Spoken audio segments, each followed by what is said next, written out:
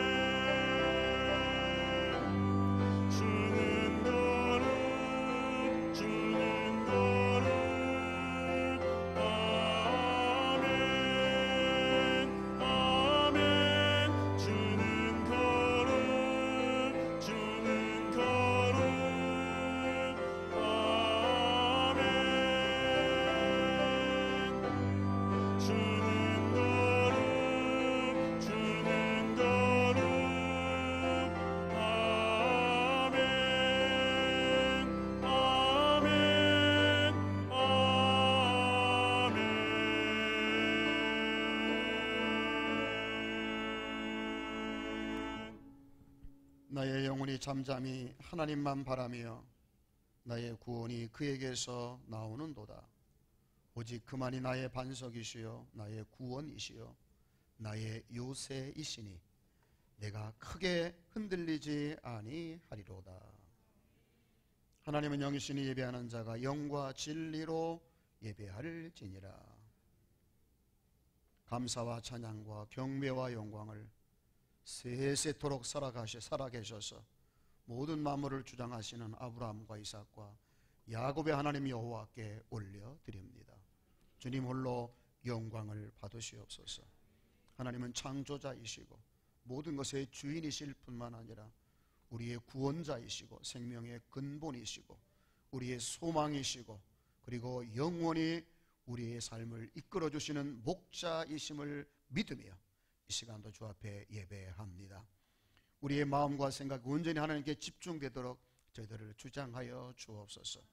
하나님께서 아들까지 우리에게 내어주시면서 우리를 사랑하셨던 것 같이 우리 모든 것을 들여 하나님을 사랑하며 예배하기를 원합니다. 주님, 저희들의 마음과 생각을 주장하여 주옵소서. 험난한 세상에서 한 주간 살아갈 때에 주님이여 노년부터 어린아이에 이르기까지 한 영혼도 상함이 없도록 실족함이 없도록 지켜주신 하나님께 또한 영광을 올립니다. 주님 우리에게 주신 은혜가 크고 참으로 놀랍지만 그러나 한 주간의 저희들의 삶을 들여다볼 때에 참으로 부끄러운 것들이 너무나도 많습니다. 주님, 저희들의 허물을 저희들의 추악함을 이 시간에 엎드려 비오니 그리스도의 보혈로 정결하게 하셔서 깨끗하게 하여 주심으로 말미암아 몸과 마음이 하나님 앞에 온전히 드려지는 산 제물들이 되게 해 주옵소서. 오늘도 주실 은혜를 사모합니다.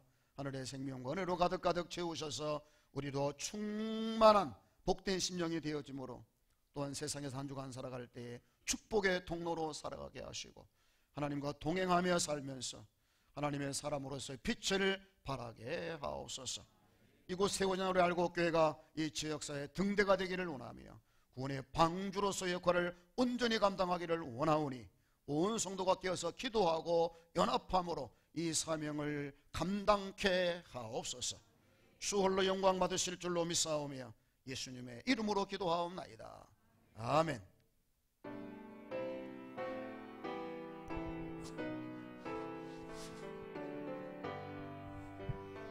다 찬양하리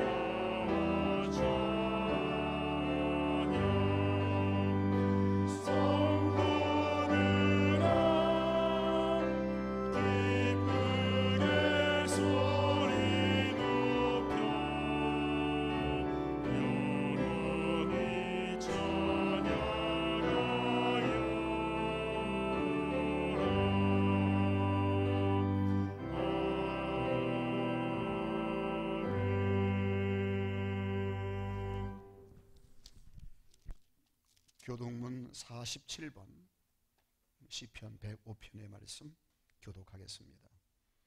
여호와께 감사하고 그의 이름을 불러 아뢰며 그가 하는 일을 만민 중에 알게 할지어다.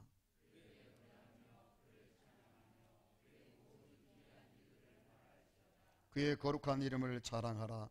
여호와를 구하는 자들은 마음이 즐거울지로다.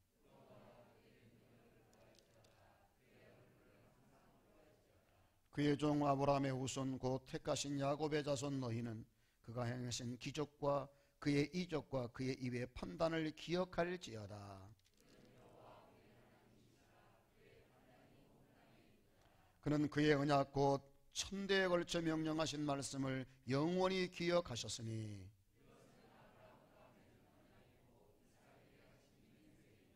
야곱에게 세우신 율례 곧 이스라엘에게 하신 영원한 언약이라.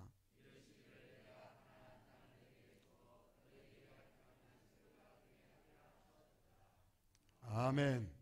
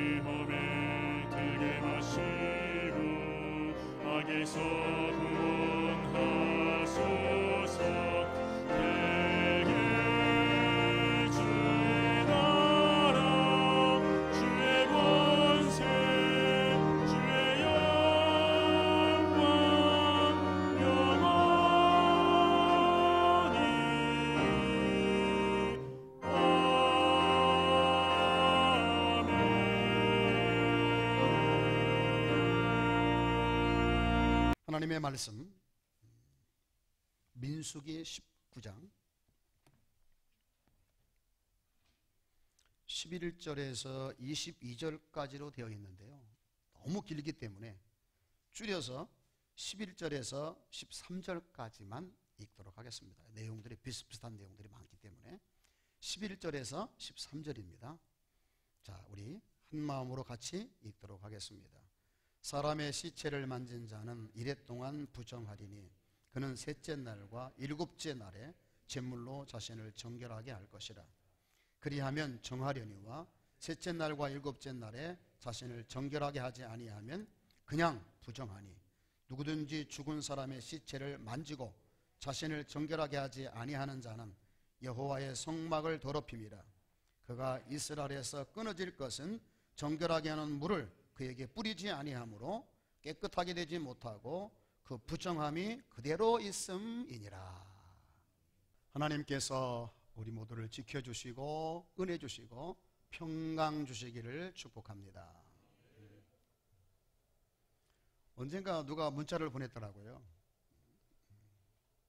요즘에 이렇게 복잡하고 시끄러우니까 외출도 안 하고 코로나 이것 때문에 집에 있다 보니까 자기도 모르게 확진자가 되었다고. 그래서 무슨 소린가 깜짝 놀라서 보니까 살이 확진자가 되었다. 외출을 안 하니까.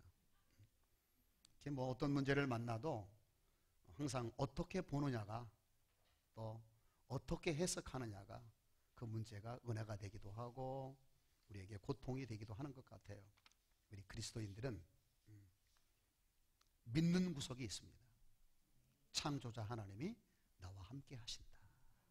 그리고 그 하나님이 전염병 하나도 통제하시고 주장하신다. 그런 믿음이 있습니다. 그래서 건방질 필요는 없지요. 늘 조심하고 겸손하게 행할 필요는 있지만 필요 이상으로 두려워할 필요는 없다. 당당하게 힘있게 늘 모든 것을 긍정적으로 해석하면서 성도로서 마땅히 해야 할 일들을 해나갈 때에 이것도 결국은 지나가게 될 것이고, 지나가게 될 것이고, 또 지나가는 흔적들은 저와 여러분들에게 간증이 되고 자랑이 되고 또 은혜가 되리라 기대합니다. 할렐루야. 왜 그렇습니까? 우리 하나님이 우리와 함께 하시기 때문에 그렇습니다. 이런 믿음으로 이 어려운 세대를 잘 극복해 갈 수 있기를 바랍니다. 오늘의 내용 전반적인 주제는 죽음입니다. 시체를 만지는 자는 부정하게 된다. 부정하게 된 자는 이렇게 하라라는 하나님의 엄한 규례와 명령이 오늘 본문의 말씀입니다. 어떻게 보면 우리와 아무런 관련도 없어 보이고 어떤 특수 분야에 종사하는 사람들에게 속한 말씀처럼 들려지지만 꼭 그런 것만은 아닙니다. 한번 우리가 말씀 속에 담겨진 내용들을 아주 의미 있게 되새겨보고 내 영적인 양식으로 삼을 수 있기를 바랍니다. 부정하게 됐다는 게 뭡니까? 오염됐다, 더러워졌다라는 것입니다. 요즘 말로 말하면 감염됐다 그런 뜻이죠. 감염된다. 이게 다 성서적인 어떤 그 문장으로 볼 때 부정하게 되었다라는 말이죠. 이런 사람은 어떻게 하라고요? 일주일 내내 자가격리를 하라는 거예요. 어디 나가지도 말고 누구 만나지도 말고 무엇을 만지지도 말라는 거예요. 아무것도 하지 말고 특정한 장소에 가만히 있으라는 거예요. 그리고 사람들은 그에게 잿물을 뿌려라. 정결하게 되기 위해서는, 그 부정함을 씻기 위해서는 그 사람에게 잿물을 뿌리래요. 그리고 일주일 동안 가만히 있는데 일주일 동안에 제3일과 7일에는 잿물로 목욕을 하고 옷을 빨아야 한다. 그렇게 되면 정결하게 될 것이다. 만약에 이 과정을 거치지 않고 부정한 자가 그냥 성전에 올라오게 되면 그는 성전에 올라오는 것은 복된 일이지만 자기가 부정하기 때문에 저주를 받게 될 것이다. 그 저주는 이스라엘 백성 중에서 끊어진 자가 될 것이다. 끊어진 자가 된다는 말은 하나님의 은혜를 입지 못하는 자가 된다는 것이죠. 하나님이 책임져 주지 않는 인생, 하나님께서 그에게 은혜를 베풀어 주시지 않게 된다라는 존엄한 두려움의 말씀입니다. 그럼 어떤 사람이 이렇게 부정하게 된다고 말했어요? 시체를 만진 자래요. 시체를 만진 자. 그리고 죽은 사람이 있는 집에 들어간 자. 또 그렇게 시체를 만졌거나 죽은 사람의 집에 들어간 사람하고 손을 잡거나 접촉한 사람. 또 그런 사람이 만진 그릇, 그런 사람이 앉았던 의자도 자기 자신도 모르게 그릇을 만지고 의자에 앉으면 그런 사람도 역시 부정하게 된다라고 말을 했어요. 하나님께서 그러니까 죽은 사람도 부정하지만 죽은 사람과 접촉한 사람도 역시 부정하게 돼서 절대로 이런 사람은 그냥 하나님께 올라오면 안 된다라고 말씀하신 내용이 오늘 본문이에요. 혹시 돌아가신 분 만지고 오신 분 계신가요? 아무도 안 계시죠? 네, 여러분은 부정하지 않습니다. 그러니까 오늘 하나님의 전에 올라와서 예배드려도 전혀 하나님의 은혜에서 이탈되거나 떨어지지 않을 겁니다. 그런데 뭔가 꼭 그런 의미로만 말씀하셨을까라는 생각이 들어요. 왜냐하면 여러분, 죽은 사람의 시체를 만지는 사람은 누굴까라는 생각을 해봐요. 또 죽은 사람의 집에 가는 사람도 누굴까? 지나가는 나그네나 전혀 알지 못하는 사람이 아니고, 죽은 사람의 시신을 만지는 사람, 죽은 사람의 집에 들어가는 사람은 거의 어떤 사람이에요? 가족입니다. 그렇죠? 부모, 형제. 아니, 부모, 형제가 아니면 누가 죽은 사람을 만져요? 그렇죠? 그리고 그 죽은 사람을 평소에 가까이 하고 그 사람과 친분이 있는 사람이 그 사람 죽은 집에 들어가지 아무나 들어가지 않거든요. 물론 뭐 특수한 예는 있을 거예요. 자기 자신도 모르게 뭐 죽은 사람 만져. 어떻게 자기 자신도 모르게 죽은 사람을 만지죠? 그건 있을 수 없잖아요. 아무 생각 없이 죽은 사람의 집에 들어갈 수도 없잖아요. 분명히 초상집인데. 이런 전반적인 내용을 볼 때에 그렇다고 해서 시체를 만진 사람, 그런 사람의 집에 있던 사람을 다 부정한 사람으로 몰아서 정결하게 해야만 하나님께 나올 수 있다는 말을 말씀하셨다는 것은 굉장히 하나님이 이 말이 굉장히 마음속에 부담으로 와닿는다는 거죠. 여러분, 누가 시신을 만져요? 가족이 만진다니까요. 가족은 왜 시신을 만질까요? 사랑하기 때문에. 함께한 정이 있잖아요. 정이 있고 사랑을 하게 되고 그동안 여러 가지 모양으로 도움을 받고 도움을 주고 하면서 애정이 있는 사람들이 하는 일이 바로 이런 거잖아요. 근데 이런 사람들을 가리켜 일방적으로 부정하다, 이런 사람들은 하나님 앞에 나오면 안 된다, 만약에 정결하게 하는 이 의식을 하지 않고 올라오는 사람은 저주를 받을 것이다 라고 말하는 내용은 좀 뭔가 좀 주밀하지 못한 듯한 그런 느낌을 딱 먼저 갖게 만들어줍니다. 죽은 사람 만졌다고 감염이 되나요? 오염이 되나요? 뭐 더러워지나요? 그렇지 않죠. 그냥 손만 씻고 하면 될 텐데 왜 이렇게 죽은 사람에 대해서 이렇게 접촉한 것을 다 예외 없이 다 이렇게 해버렸을까?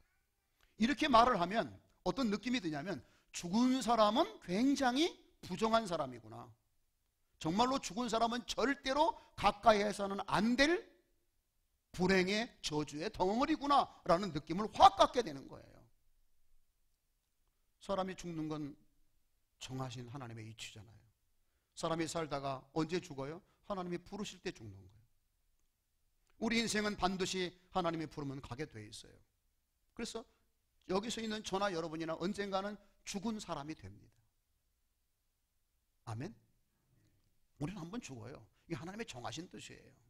그런데 그 죽었다는 건 평생 하나님의 은혜 안에 살다가 간 건데, 흔적인데, 남은 흔적을 이렇게 하나님께서 부정하게 몰아버리시면 좀 사람들이 너무 뭐라 그럴까요? 좀 천하게 보이고 너무 이렇게 불행하게 보인다라는 느낌을 갖게 되는 거 있죠.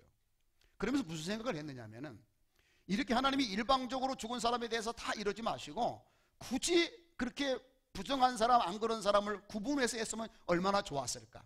평생 하나님 뜻대로 살고 하나님과 동행하며 살던 사람은 비록 죽었다 할지라도 그 몸은 살아있는 날 동안에 하나님에게 드려진 몸이고 쓰임받은 몸 아닙니까? 여러분, 저와 여러분이 비록 죄인들이긴 하지만 하나님의 은혜로 우리는 하나님의 은혜를 담는 그릇이 되었고 하나님의 성령을 담는 성령의 전이 되었고 집이 되었습니다. 저와 여러분 하나님의 집이에요. 비록 육체이긴 하지만. 그리고 분명히 하나님이 우리를 토기로 만드셔서 우리로 하여금 하나님의 은혜와 긍휼을 담을 수 있는 존귀하고 고귀한 그릇으로 우리를 만들었고, 또 일부 사람들은 하나님의 진노를 담는 불행한 그릇으로 하나님이 만드셨다고도 말씀하셨어요. 그러니까 분명히 사람은 다 똑같은 사람이 아니라 구분되는 사람이 있다고 생각을 합니다. 그래서 이렇게 산 사람들을 만진 사람은 부정하지 않고, 이렇게 복되지 않게 아름답지 않게 살아간 사람들을 만진 사람은 부정하니까, 이런 사람들은 그냥 와도 되고 이런 사람들은 다 정결의식을 거치고 올라와야 되지 않느냐, 이렇게 말씀하셨다면 훨씬 더 이해하기가, 훨씬 더 설득력이 있어 보인다는 겁니다. 그런데 그런 것 없이, 구분 없이 모든 사람은 죽으면 다 부정하게 된다.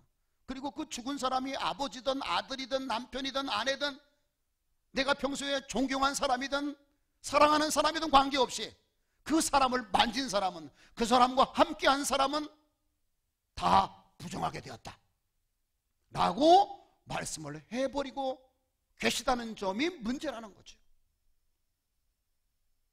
제가 굳이 문제를 만들려고 이 말씀을 드리는 것이 아니라 하나님의 말씀은요, 이성의 관점에서 바라보면 이렇게 많은 문제점들을 가지고 있다는 거예요. 그러면 하나님께서 왜 이렇게 너나 할 것 없이 죽은 사람도 부정한 거야?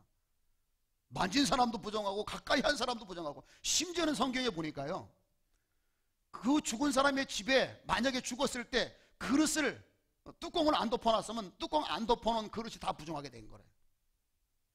그래서 다시 다 그것들로 잿물로 씻어야 되고 닦아야 되고, 그래서 깨끗하게 해놔야 나중에 그 그릇으로 물도 마실 수 있고 음식도 먹을 수 있다라고 말씀을 하신 겁니다.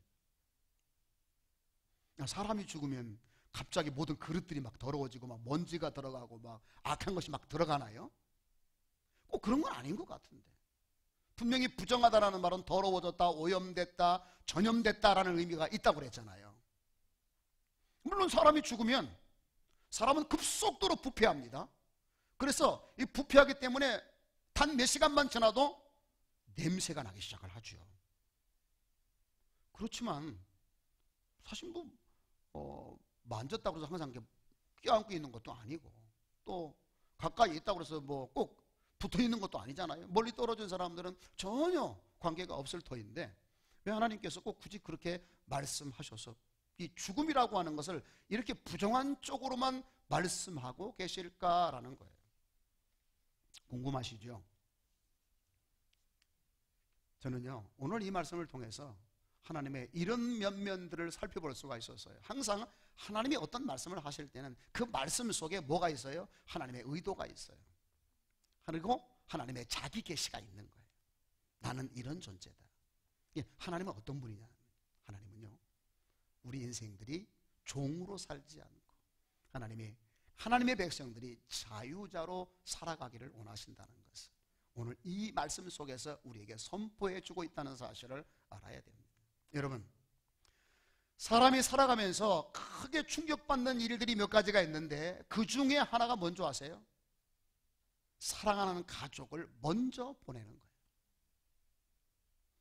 배우자가 먼저 갈 수도 있고, 부모 형제가 먼저 갈 수도 있고, 자식이 먼저 갈 수도 있고, 그렇죠? 또 내가 평소에 가까이 지내던 친구들이 먼저 갈 수도 있어요.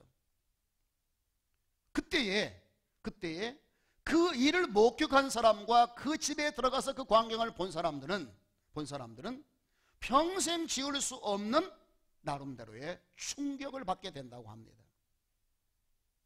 그 충격이 뭐죠? 여러분, 가족이 죽었어. 부모가 죽고 자식이 죽고 형제가 죽었을 때에 오는 충격이 뭐예요? 육체적으로 오는 그 몸이 부패함으로 인해서 오는 전염병이 사람을 어떤 충격을 주는 것이 아니라 정신적인 충격인 거예요. 내 가족을 먼저 보냈다는 좌절감, 또 그 죽어가는 모습을 보면서 인생의 허무함, 그리고 모든 것이 끝났다는 두려움, 그리고 다시는 보지 못한다는 절망감, 이 모든 것들이, 여러분, 성경은 분명히 지혜로운 사람의 마음은 초상집에 가 있다고 말씀하셨지만, 그러나 내 가까운 형제가 죽었을 때 오는 건 거기서 깨닫는 그런 지혜보다도 그것으로부터 오는 부정적인 영향이 훨씬 더 많다는 걸 알아야 돼요. 그런 것도 있잖아요. 특별히 나이 많이 드셔서 부모님이 먼저 가시게 되면 물론 충격이 있지만 충격은 좀 덜하죠. 그런데 부모 앞에서 자녀가 먼저 이 세상을 떠난다든가 하게 될 때 가끔 우리는 이런 말 하잖아요. 부모들은 산에 묻지만 자식은 가슴에 묻는다.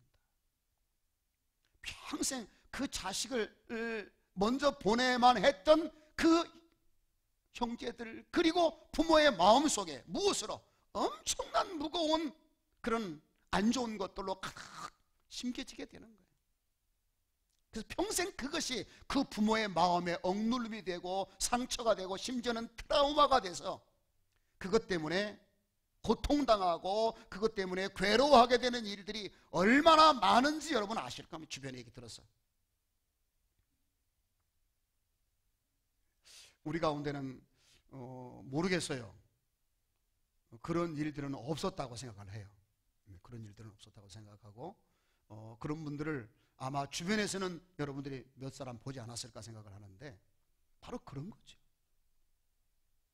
성경은 이렇게 말하고 있어요. 히브리서 2장에 보게 되면 모든 인생은 육체로 태어났기 때문에 그리고 죄를 지었기 때문에 항상 죽은 자의 어떤 그 멍에를 뒤집어 쓰고 죽을까봐 죽음의 종이 되어서 죽음의 노예가 되어서 항상 두려움 속에 살아가는 인생이 바로 혈과 육을 가진 사람이라고 말을 했어요.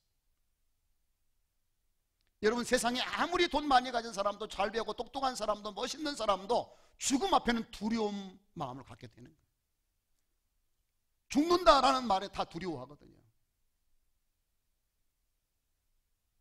그런 그 두려움, 그런 어떤 그 인생의 허무함, 절망감, 이런 모든 것들이 육체만을 더럽히는 것이 아니라 그 일에 관계된 모든 사람들의 마음과 생각을 주장해버린다는 거예요.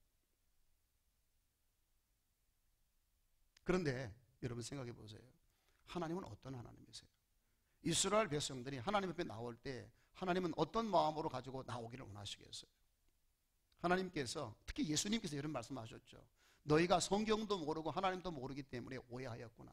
어떤 사람들이 물어봐서 예수님께 어떤 여자가 남편 7명과 결혼하고 죽었는데 나중에 부활 후에는 그 여자는 어떤 남자와 살아야 됩니까? 이렇게 예수님께 물어보게 됐죠.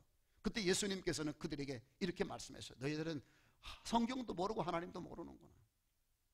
사람이 죽어서 다시 살 때는 남자와 여자로 태어나는 것이 아니라 천사와 같이 태어난다. 그러면서 하신 말씀이 뭐예요?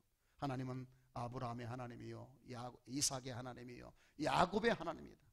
하나님은 산 자의 하나님이지 죽은 자의 하나님이 아니니라 라고 말씀하셔요. 이 말씀은 저와 여러분들에게 굉장히 중요한 신앙을 심어주고 있는 말씀이에요. 하나님은 어떤 분이세요? 하나님은 분명히 당신 자신을 가리켜 말할 때 나는 살아있는 하나님이라고 말하고 있어요. 내가 살아있는 하나님이기 때문에 내 앞에 나오는 자들은 다 살려주는 하나님이다라고 말씀하고 있어요.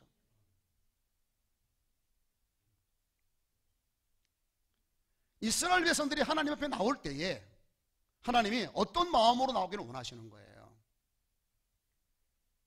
어떤 사람이 죽어서 그 사람 죽음을 보고 받은 충격, 절망감, 두려움, 이런 모든 어두운 그런 것 가지고 거기에 오염되어서 부정하게 되어서 거기에 감염되어 가지고 소망 없이 기쁨 없이 내게 나오는 사람들은 오히려 그것이 그 자신에게 복이 되지 못한다는 말씀을 해주고 싶으시기 때문에 하나님께서 오늘 이스라엘 백성들에게 이 말씀을 하고 계시다는 것을 읽을 줄 알아야 돼요.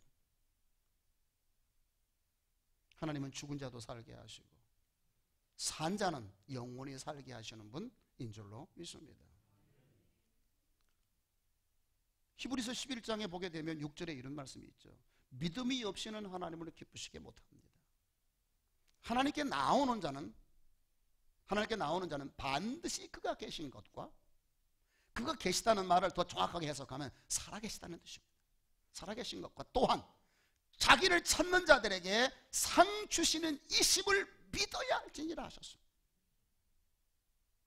근데 여러분, 하나님께 나오는 사람이 여러분 어떤 마음으로 나왔든지 하나님이 아무리 은혜를 주려고 하고 하나님이 아무리 생명을 주려 하고 그를 온전케 하려고 해도 그 마음에 더러운 것이 어두운 것이 담겨져 있으면 그 은혜가 거기에 뒤범벅이 돼가지고 은혜가 아니라 다른 쪽으로 흘러가게 된다는 것을 하나님은 알고 계십니다. 여러분, 우리가 색안경을 쓰고 만물을 보게 되면 그 색대로 세상이 보이는 거예요. 절망감을 가지고 이 자리에 와서 앉아 예배드리는 사람은 하나님의 은혜가 은혜로 들어오는 것이 아니라 절망감이라는 거하고 섞여가지고 순수하게 내게 생명으로 은혜로 오지 않게 된다. 여러분, 항상 교회에 와서 우리가 말씀을 듣고 예배를 드릴 때에 여러분들이 이 말씀을 순수하게 받아들이는 것이 아니라 내가 오늘 가지고 있는 생각과 관념과 철학과 프레임을 가지고 말씀을 듣는다는 걸 아세요? 예를 들어서 남편하고 교회 오기 전에 싸웠어. 미워 죽겠어. 교회 가서 앉아있는데 가만히 보니까 목사님이 하는 말씀 속에 남편을 막 이렇게 하는 말씀 같은 것이 있다 그러면 다른 얘기는 하나도 안 들어오고 그것만 싹 내 마음에 들어와요. 정말입니다. 그것만 싹 들어와요. 그리고 딱 말하죠. 그것만, 다른 내용은 없어요. 그것만 싹 받아들이면서 오늘 은혜 받았습니다. 그리고 기회가 된다면 목사님이 설교하던데 당신 나쁘다고 했어. 이렇게 말할 가능성이 있는 게 인간이에요. 내 배우자나 형제나 자식이나 형제가 죽은 그 상황을 내가 목도하고 그 상황에 있었다면 나는 이미 살게 하시고 살려주시는 하나님 앞에 나아갈 때에 남은 몸이 오염된 거예요. 정신적으로, 영적으로. 그거를 해결하지 않고 깨끗하게 데워져서 나가지 않으면 하나님의 은혜가 은혜로 들어오는 것이 아니라 다른 쪽으로 흘러서 우리를 더 부패하게 만들고 더 무능하게 만들고 잘못된 쪽으로 빠지게 된다는 것을 하나님은 알고 계시기 때문에, 그런 일로 영혼과 육체가 상함을 입은 사람들은 그 문제를 완벽하게 일주일 동안 계속 씻어내고 다 정리한 다음에 순수한 마음으로 올라와서 은혜를 받을 그릇을 준비해가지고 올라오라는 말씀으로 받아야 하리라 믿습니다. 단순히 어떤 죽음과 접촉된 걸 부정한 것으로 보면 안 된다는 거예요. 그렇게 하면 다 율법이 돼버려요. 그러면 저와 여러분에게 오늘 이 말씀이 아무런 의미가 없어요. 뭐 정치에 또는 어떤 그 경제에 어떤 뭐 사상의 논리에 그런 모든 것들이 다 우리에게 상처를 줍니다. 깨끗하고 순수한 마음으로 올라와야 우리에게 묻은 오염 물질들이 되는 거예요. 그것들을 일주일 동안 어떻게? 2번씩이나 3일과 7일에 잿물로 빨아대고 씻고 해서 깨끗하게 만들어서 하나님께 올라오는 사람만이 하나님이 그를 받아주시고 그에게 진정으로 은혜를 채워주신다는 약속의 말씀인 줄로 믿습니다. 하나님은 어떤 하나님이에요? 우리를 그런 것들로부터 자유하게 하셔서 하나님의 은혜를 충만하게 체험받게 하시는, 살게 하시는 하나님이라는 것을 오늘 본문이 말해주고 있습니다. 하나님은 살려주시는 분이시고 저와 여러분들을 회복시켜주는 분인 줄로 믿습니다. 그 점을 오늘 본문이 말하고 있는 거예요. 단순히 뭐 죽은 사람 만졌다고 해서, 그런 사람의 집에 갔다고 해서 부정하게 되고 뭐 더러워지고 오염됐다, 전혀 그런 게 아니에요. 그래서 누구나 할 것 없이 그렇게 해야만 하나님 앞에 올라와 진정한 예배자가 될 수 있다는 것입니다. 그러므로 믿음으로 우리가 이 사건을 어떻게, 이 사실을 어떻게 받아들여야 할까요? 하나님 앞에 올라와 예배하는 사람은 항상 버리고 비워야 되겠구나 라는 생각이에요. 어떻게? 한 주간 살아오면서 나를 힘들게 하고 나로 하여금 뭔가를 생각하게 만든 모든 것들을 다 버리고 비워야만 하나님 앞에 온전히 나올 수 있는 사람이 된다는 것입니다. 저는 사람이 살아가면서 가장 충격적인 일이 뭐라고 그랬어요? 내 가까운 사람이 죽는 거라고 그랬잖아요. 그것만이 아니죠. 누구한테 배신을 당한다든가 어떤 문제를 만난다든가 누구하고 막 싸움을 하게 된다든가 하게 되다 보면 여러분, 우리 자신이 오염돼 버리는 거예요. 적어도 하나님 앞에 올라올 때에 그 모든 것들을 다 내려놓으셔요. 여러분들이 교회에 오셔가지고 뭐부터 해야 되느냐? 교회에 오셔서 딱 일주일 동안 살아오면서 혹시라도 내 영혼에, 어떤 목사님은 영혼의 때를 위하여라는 말씀으로 설교를 하시던데, 내 영혼에 묻은 때를 뭐 하는 거예요? 그리스도의 보혈로 정결하게 닦아내야 되는 거예요.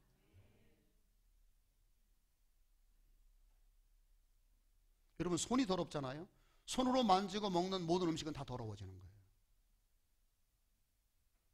하나님의 말씀이 여러분의 어디에 들어갑니까? 마음으로 들어가서 영혼으로 들어가잖아요. 근데 이 마음이 더러워졌어요. 오염됐어요. 부정적이 돼버렸어요. 사람은 어떤 상황을 만나게 되면 거기에 사람은 빠지게 되어 있어요. 몸이 아프죠? 사람이 어디 몸이 아프잖아요? 그러면 세상에 다 그렇게 보여요. 귀찮게 보여요. 하나님 앞에 나오는 사람은 그런 것들에게 영향을 받았는데 세상은 다 그런 거예요. 그러나 우리 하나님은 변하지 않는 분인 줄로 믿습니다. 우리를 사랑하실 뿐만 아니라 우리에게 항상 생명을 채워주시고 영원한 걸 주시고 복되게 하셔서 저와 여러분을 아름답게 하시려고 기다리는 분이 우리 하나님인 줄로 믿습니다. 여러분 성경을 가만히 보세요. 이 하박국 3장에도 보면 그 내용 가운데 이런 게 있잖아요. 무화과 나무에 열매가 없고 밭에 소출이 없고 외양간에 소가 없어도 그 얼마나 충격이에요. 그렇죠? 얼마나 괴로워요. 그래도 나는 그런 것들하고 개의하지 않는다. 나는 구원의 하나님으로 인하여 기뻐하리로다. 하나님 한 분 얻었다는 그것이 그 모든 것들보다 훨씬 우월하다 그 말. 내가 하나님의 백성이 되고 하나님에게 구원을 입었다는 건 그것들과 상관없이 늘 기뻐할 만한 요소다라는 거죠. 그렇습니다. 예수님께서도 말씀하셨죠. 막 귀신 쫓아내고 능력 행하고 돌아와 막 기뻐서 주님 우리가 막 귀신도 쫓아냈어요 할 때에 주님께서 하신 말씀이 뭐였어요? 너희가 귀신을 쫓아낸 것으로 기뻐하기보다 너희의 이름이 하늘에 기록된 것으로 인하여 기뻐하라 말씀하셨잖아요. 거기에 하나님의 임재가 있고 하나님의 역사가 있고 하나님의 능력이 나타나는 거예요. 우리가 해야 할 일은 감사하고 기도지라. 항상 기뻐하라는 말이 그 말 아니에요? 뿐만 아니라 사도 바울은 빌립보에 가서 복음을 전하다가 사도행전 16장에 보면 18장인가요? 보게 되면 억울하게 누명을 뒤집어 쓰고 죽도록 매를 맞고 감옥에 갇히잖아요. 세상에 이런 일이 다 있을 수 있어요. 귀신 들린 자를 자유하게 했는데 오히려 악한 일을 했다고 누명을 뒤집어 씌워서 감옥에 들어갔어요. 얼마나 억울합니까? 그런데 그 감옥에 들어가서 깊은 감옥에 있었던 바울이 한 일이 뭐였어요? 원망과 불평이 아니었어요. 찬양하고 기도했다고 그래요. 찬양은 뭐예요? 감사의 노래거든요.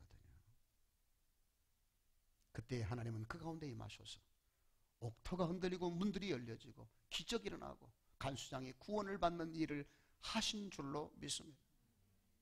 여러분 우리가 하나님 앞에 나올 때에 항상 어떤 상황이나 어떤 일들 때문에 우리가 흔들리고 요동하는 것은 하나님 앞에 아름답지 않다. 그건 부정한 것이다.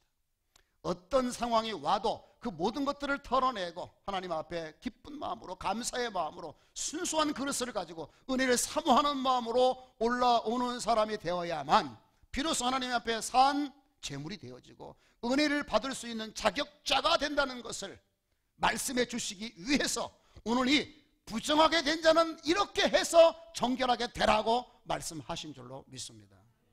믿음은 뭡니까? 믿음은요 때로는 막 받는 것이고 채우는 것이고 누리는 것이기도 하지만 때로는 믿음은 버리고 비우는 것이기도 하다는 것입니다.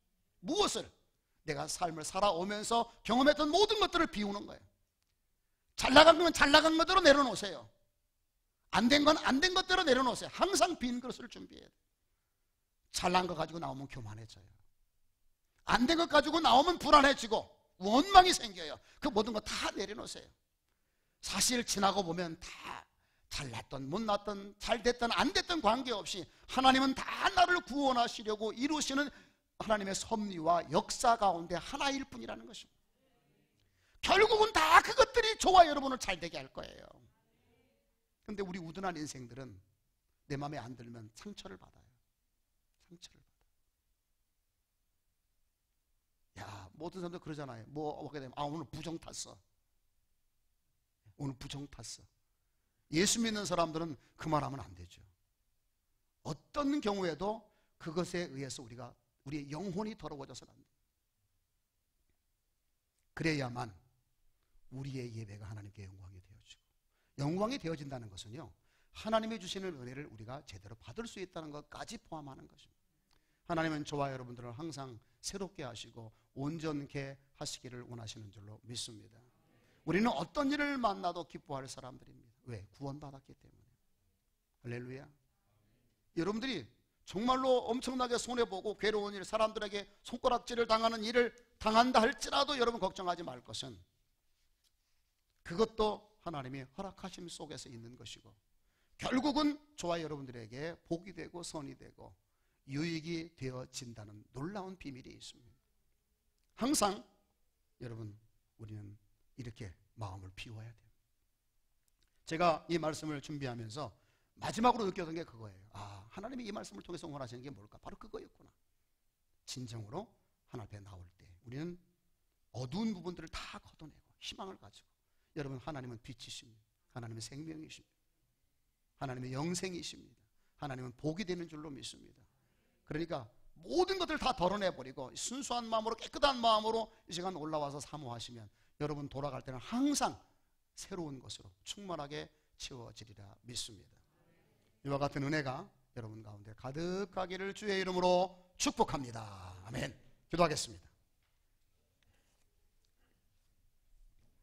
감사, 찬송, 영광, 존귀를 올립니다. 오늘 또 부정하게 된 자는 어떻게 해야 정결하게 되는지에 대해서 말씀해 주시면서 우리가 하나님 앞에 나올 때마다 어떤 자세로 예배해야 되는지를 깨닫게 하심으로 아름다운 교훈으로 우리에게 새겨주시니 감사합니다. 어떤 일을 만나도 우리의 마음과 생각이 더러운 것에, 부정한 것에 오염되지 않게 해 주옵소서. 늘 마음을 비우고 그리고 버리게 하셔서 깨끗함으로, 정결함으로, 하나님의 은혜를 사모하는 마음으로 주 앞에 나와 주시는 생명과 은혜들을 이 마음의 그릇에 순수하게 100% 담아서 내 것으로 만들어가는 주의 성도들 되게 해 주옵소서.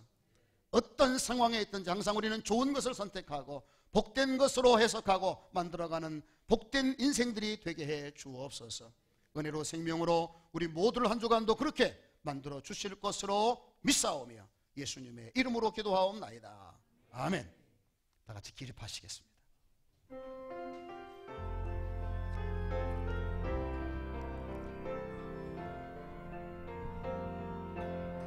주께서 내 길 예비하시네.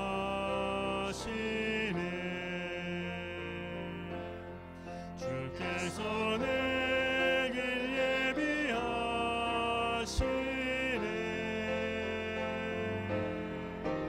나의 하루하루를 주를 위해 살리라. 주께서 내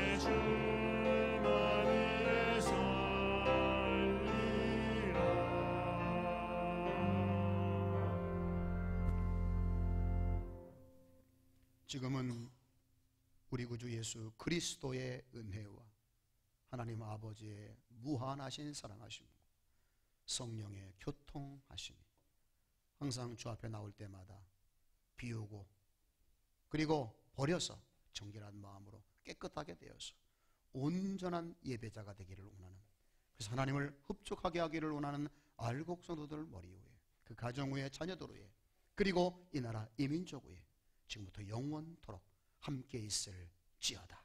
아멘.